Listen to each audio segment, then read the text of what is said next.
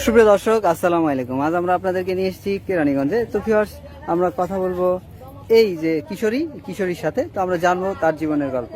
আসসালামু আলাইকুম। ওয়ালাইকুম সালাম। তুমি কেমন আছো? ভালো আছি। নাম কি তোমার? আমার নাম সুরমা। সুরমা।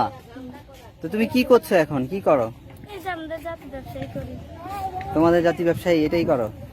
তো স্কুল করো না কেন? স্কুলে কলেজে পড়লে সেটি ভালো হতো না তোমার জন্য?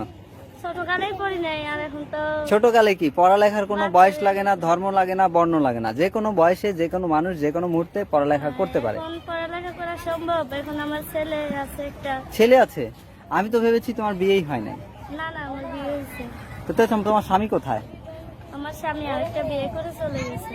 মানে সেই একই কথায় একই প্রবচন, সেটি হলো যে বিয়ের বয়স না হতেই বিয়ে, আর স্বামীর সংসার শুরু না হতেই স্বামী ফেলে চলে গেল।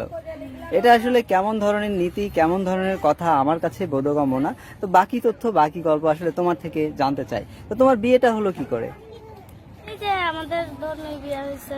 না, ধর্মে বিয়ে হয়েছে সেটি ঠিক আছে, কিন্তু যেটি হলো যে তুমি নিজে পছন্দ করে তোমার মতো করে প্রেম করে বিয়ে করলা, নাকি তোমার পারিবারিক ভাবে বিয়েটা হলো? না, প্রেম করে বিয়ে করছে। প্রেমের বিয়ে হয়ে গেল শুভঙ্করের ফাঁকি। সে কয়দিন তোমার সাথে থাকলো আর কয়দিন পরে চলে গেল? 4 বছর। 4 বছর। মানে বিয়ে হলো 4 বছর, আর সে অবস্থান করলো তোমার সাথে কতদিন? 2 বছর। 2 বছর। আর প্রেম করলা কত বছর? প্রেম করছে 1 বছর। ভিউয়ার্স, আপনারা শুনলেন, এই কিশোরী সে হয়ে গেছে খুব কম বয়সের নারী।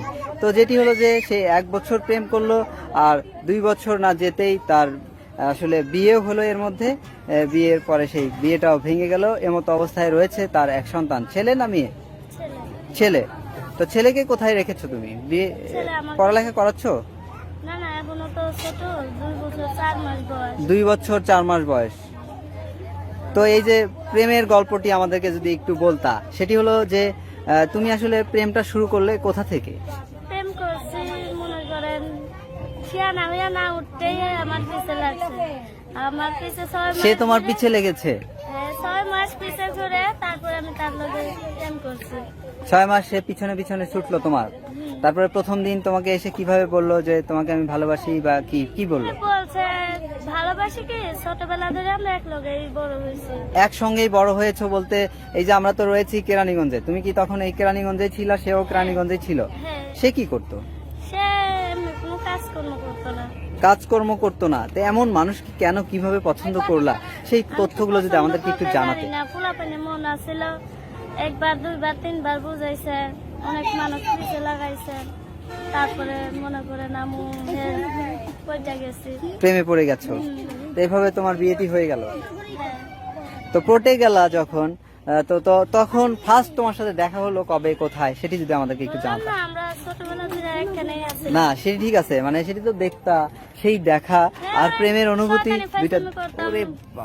তো এই যে সেটি তো দেখা হতো এমনি প্রতিদিন, কিন্তু সেটা তো আছেই। শয়তানি কি ফাইজলামি হইলো? করতাম। আচ্ছা, তো এই যে সেটা তো একসাথে তুমি বড় হলা, সেটি ঠিক আছে, কিন্তু প্রেমের অনুভূতি কিন্তু সেটি কিন্তু ভিন্ন। সেই অনুভূতিটি আমি একটু জানতে চাচ্ছিলাম, যদি বলতা। প্রেমের অনুভূতি আবার কি, আমি তো বুঝি না। না, প্রথম দিন যখন তোমাকে বললো আর কি। এই আর কি বলছে, তোমাকে আমার পছন্দ হয়েছে, তোমাকে আমি বিয়ে করব। তারপর আমি মনে করছি শয়তানি করছে আমার লগে। আর সবসময় আমার সাথে এরকম করতো, বউ বউ ডাকতো আমারে। তার কাছেই মনে করেন বিয়া হয়েছে। মানে বউ বউ ডাকতে ডাকতে একদম প্রকৃতপক্ষে বউ বউ ডাকতে ডাকতে একদম সত্যিকারের বউ হয়ে গেলা এইভাবে। তারপরে তোমাদের বিয়েটা হলো। সেটি কি তোমাদের কাবিন টাবিন হয়েছিল? না না, যে আমাদের ভিতরে বিয়ে হলে পণ দিয়া বিয়ে করে, যে পণ মেয়েদের তোমার? দিয়ে বিয়ে করে। আর তোমার পণ দিল কত টাকা? 20,000। 20,000 টাকা পণে তোমার বিয়েটি হলো 4 বছর পূর্বে। হ্যাঁ। আর প্রেম করলা 1 বছর। হুম। আর এই বিয়ে হওয়ার পর থেকে 2 বছর পরে তোমার স্বামী তোমাকে ফেলে চলে গেল। হুম। তো সে কি আরেকটি বিয়ে করেছে? সম্ভাবনা তো আছে, হয়তো বিয়ে করছে, কিন্তু আমি শিওর জানি না। শিওর জানো না যে সে বিয়ে করেছে কিনা? কিন্তু হ্যাঁ, অনেকেই বলছে বিয়ে করছে। অনেকেই বলেছে বিয়ে করেছে। তো এই যে তোমাদের মধ্যে আমি দেখি যে তোমরা তো বেশ সুন্দরী, ম্যাক্সিমাম তোমরা দেখতে পাচ্ছি যে সুন্দরী। তো তারপরেও কেন এই 2-3টা বিয়ে করে, তোমার কাছে কি মনে হয়? আমার কাছে আর কি মনে করে, আসল কথা কি, আমাদের পুরুষ পোলাগো চোখের নজরই ভালো না। নজর ভালো না, না। এটা তোমার কাছে মনে হয় হুম। যে তারা এরকম সুন্দর সুন্দর মানুষকে রেখে আবার বিয়ে করে, হ্যাঁ। এই জন্য তোমার কাছে মনে হচ্ছে তাদের মানে চোখের যে দৃষ্টিগোচর সেটি ভালো না। তো এই যে এখন তো তোমার একটি সন্তান, তো তুমি তো পড়ালেখা করো নাই বললা, এখন কি তোমার ছেলেকে নিয়ে কি চিন্তা করছো? তাকে কোথায় পড়ালেখা করাবা, কি করবা সেটি কি ভেবেছো? হ্যাঁ, ওকে আমি মাদ্রাসায় পড়াবো। মাদ্রাসায় পড়ালেখা করাতে চাচ্ছ, হ্যাঁ। কিন্তু মাদ্রাসায় পড়ালেখা করাতে চাইলেও তো সেটার একটা খরচ আছে, সেই খরচটি কে বহন করবে? এখন তো তোমার স্বামীই নেই, তুমি চলছো কি করে? আমি চলছি যে আমাদের জাতি ব্যবসা করি। কি করো তুমি? শিঙে লাগাই, পোকা ফেলাই। সেটি কি এখন মানুষ আর করে? কোন রকম করে, কতদিন কাজ হয় কতদিন পাই না। কতদিন কাজ করতে পারো, কতদিন করতে পারো না। তো মূলত তুমি আসলে এই কাজ করে প্রত্যেক দিন কয় টাকা উপার্জন করতে পারো? এই কতদিন 500 পাই, 1000 পাই, আবার নাও পাই, 200 পাই, 300 পাই। 200 পাও, 300 পাও, 500, 1000 পাও, তো মনে করো গড়ে 300 টাকাই পাও ধরো, তো এই 8-9 হাজার টাকা ইনকাম করো। এই 8-9 হাজার টাকা ইনকাম করে তুমি কি চলতে পারতেছো মোটামুটি খেয়ে পড়ে? ভাই অনেক কষ্ট করে চলতেছি, একটা বাবু নিয়ে ঢাকা শহরে, জানেনই তো খরচ আছে, তারপরে বাচ্চা জামা কাপড়ের খরচ, বাচ্চারে খাওয়ার খরচ, আমার খরচ, আবার বাবা মারও সেরকম অর্থ সম্পদ নাই, ছেলে আর আমি থাকি।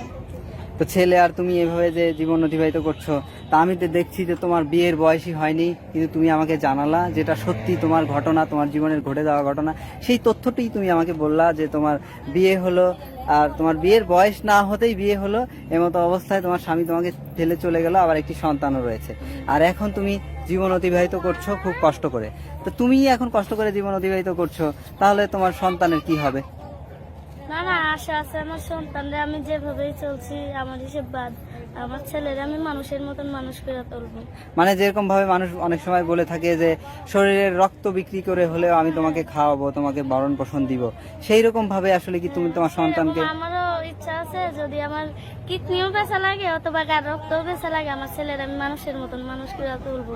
মানে যে সমস্যাটির মধ্যে তুমি পড়েছো সেই সমস্যায় আর তোমার সন্তান যেন না পড়ে সেটাই চাচ্ছ? হ্যাঁ, আমি চাই আমার সন্তান গৃহস্থ পরিবেশে চলাফেরা করুক। মানে আমরা যেরকম সাধারণ মানুষ সেই রকম তুমি তাকে চালাতে যাচ্ছ।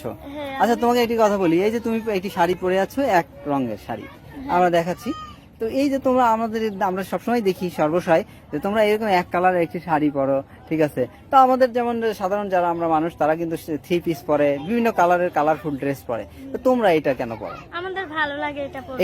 এটা পরলে কি তুমি কি মনে করো তোমাকে দেখতে সুন্দর লাগে? আমাদের সুন্দর লাগুক অথবা না খারাপ লাগুক, কিন্তু আমাদের নিজেদের কাছে আমাদের ভালো লাগে। ভালো লাগে। আবার আরেকটি বিষয় দেখো, এই যে তুমি 2-3টে নাকে অর্নামেন্টস পরে আছো, এটা কিন্তু আমরা দেখি সহসাই তোমরা সবাই এরকম অর্নামেন্টস পরো, তুমি কি মনে করো এটা পরলে সুন্দর লাগে দেখতে? কারো কাছে সুন্দর লাগুক অথবা না লাগুক, আমরা যে পরিবেশে চলে আসি সে পরিবেশে তো চলতে হবে। তুমি কি চাও না ওই যে সাধারণ মানুষ যেভাবে থাকে সেভাবে চলতে? কিভাবে চলবো? সাধারণ মানুষের ইনকাম আছে, টাকা পয়সা আছে, তারা ভালো মতন চলাফেরা করে। আমাদের জন্ম হয়েছে তো বেদের ঘরে, তার জন্য আমাদের বেদের সমাজেই চলতে হয়। মানে তুমি বলতে চাচ্ছ যে মানুষ যে ধর্মের যে জাতির তাদের আসলে রূপ সেই রকম, তাদের রূপ সেই রকম, এটাই বলতে চাচ্ছ? তো এই যে তোমার তো বয়স কম, এই বয়সে এসে তুমি কি এই পুরো বাকি যে পুরো জীবনটা তোমার রয়েছে সেটি কি তুমি একা একাই অতিবাহিত করতে চাও, নাকি পরবর্তী জীবনে তুমি তোমার লাইফ পার্টনার বা জীবন সাথী খুঁজে পেতে চাও? আর খুঁজে পেলে তাহলে কেমন মানুষকে খুঁজে পেতে চাচ্ছ সেটি কি আমাকে বলা যেতে পারে? আমি চাই যে আমার সুখে দুঃখে পাশে থাকবে, আমার ছেলেকে তার ছেলের মতন দেখবে, ভালোবাসবে, আমার ছেলের সবকিছু দায়িত্ব নিতে পারবে, সেরকম যদি আমি মানুষ পাই বিয়ে বসবো। আর যদি এরকম মানুষ না পাই, সারা জীবন ছেলেকে নিয়ে কাটিয়ে দেবো। সেটা কি তুমি একা একা কাটাতে পারবে? হ্যাঁ, ইচ্ছে করলে সবকিছুই পারা যায়।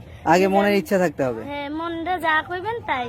আচ্ছা, তো ঠিক আছে, আমরাও চাইবো যে তুমি যেমনটি চাচ্ছ সেমনটি পাও, কিন্তু এখানে আরেকটি প্রশ্ন রয়ে গেছে, সেটি কি তুমি আসলে তোমাদের যে সম্প্রদায়ের সেরকম ছেলেকে চাচ্ছ, নাকি এই যে আমাদের গৃহস্থের যে ছেলে পেলে সেই রকম ছেলেকে চাচ্ছ? আমি চাই একটা গৃহস্থ ছেলে।